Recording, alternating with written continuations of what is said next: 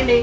తన భార్య పడుతున్న కష్టాన్ని చూసి దేశంలోనే ఒక విప్లవాన్ని సృష్టించిన ఈ సామాన్యుడి కథ మీకు తెలుసా? ఒకరోజు తన భార్య పీరియడ్ సమయంలో మురికి గుడ్డలను వాడడం చూసి ఆయన షాక్ అయ్యారు. ఖరీదైన ప్యాడ్లను కొనలేక ఆమె పడుతున్న బాధ ఆయనను కదిలించింది.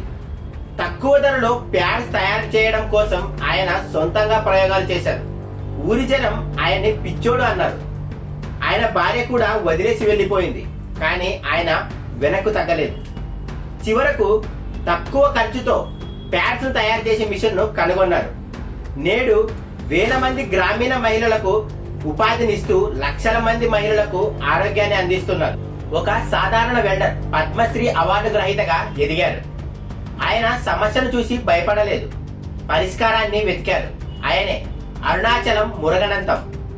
ఈ రియల్ హీరో స్టోరీ మీకు నచ్చితే లైక్ చేయండి. ఇలాంటి మరిన్ని ఇంట్రెస్టింగ్ స్టోరీస్ కోసం మన ఛానల్ను సబ్స్క్రైబ్ చేసుకోండి. Thanks for watching.